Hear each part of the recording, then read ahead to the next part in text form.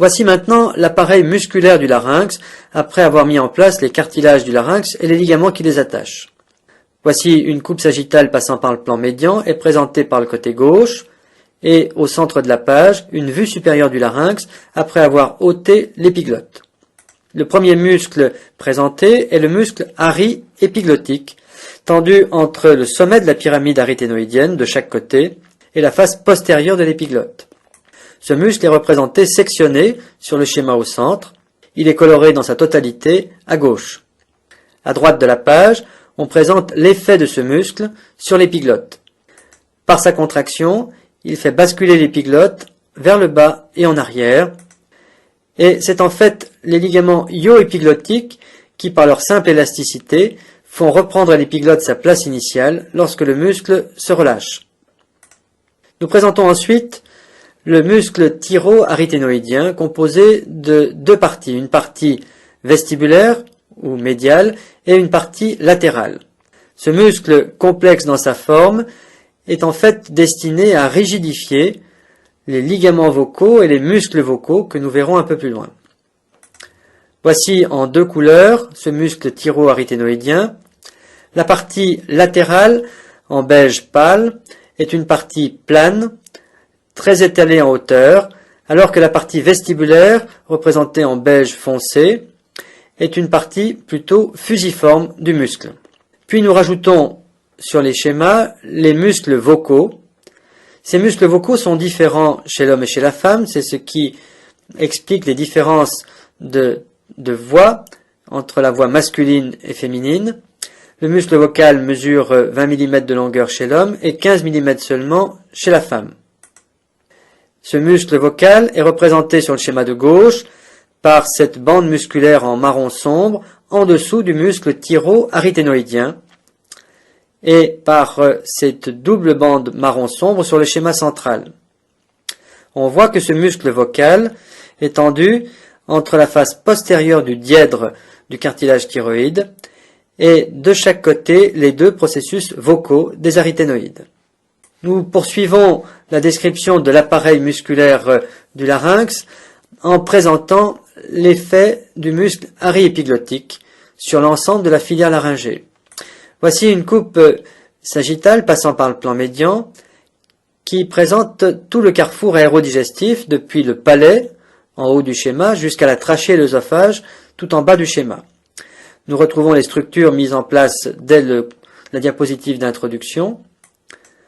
Et nous présentons ici, lors de la contraction du muscle ari-épiglottique, la bascule de l'épiglotte vers le bas et l'arrière. Voyez qu'à l'extrême, cette bascule épiglottique va servir d'occlusion à l'orifice supérieur du larynx. C'est cette occlusion qui participe à l'étanchéité du larynx lors du passage du bol alimentaire. Il n'y aura ainsi pas de liquide ou de solide qui passeront dans la filière respiratoire. Lorsque le muscle se relâche, le ligament impose à l'épiglotte de reprendre sa place. Voyez que l'épiglotte forme un repli au sein de ces espaces aériens qui est situé exactement derrière la partie dorsale de la langue qu'on appelle la base de la langue. Voici une vue supérieure de l'ensemble du larynx après ablation de l'épiglotte. Et voici une vue dorsale des structures du larynx. Et nous allons continuer la description de l'appareil musculaire en mettant en place cette fois le muscle crico-aryténoïdien dorsal.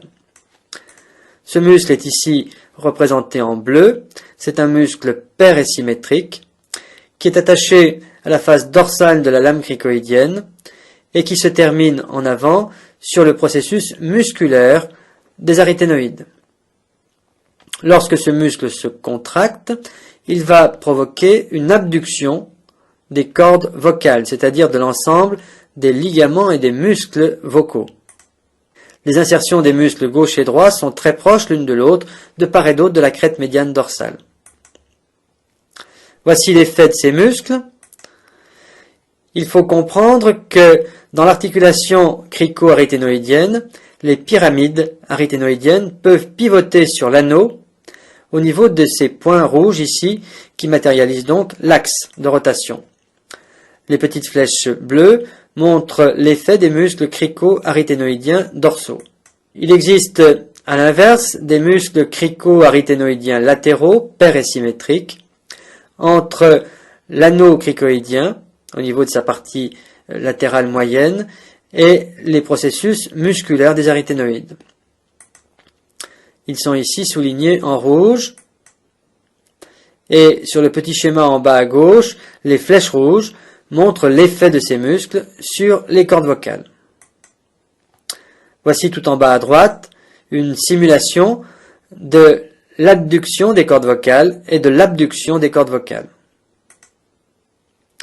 Enfin, on décrit un ensemble de muscles interaryténoïdiens. C'est un ensemble qui apparaît sur la vue supérieure et sur la vue dorsale comme attachant les faces médiales des deux pyramides aryténoïdiennes. Par la contraction de cet ensemble musculaire, on accentue l'adduction des cordes vocales, donc le rapprochement des cordes vocales. Et puis, nous pouvons mettre en place sur la vue supérieure le muscle cricothyroïdien qui faisait l'objet d'une présentation sur un des tout premiers schémas de secours sur l'appareil ligamentaire du larynx. Ce muscle, chaque fois qu'il va se contracter, va donc faire basculer vers le bas et l'avant le cartilage thyroïde sur le cricoïde. Dans ce phénomène de bascule, le cartilage thyroïde va étirer les cordes vocales. Ce muscle sera donc un tenseur des cordes vocales.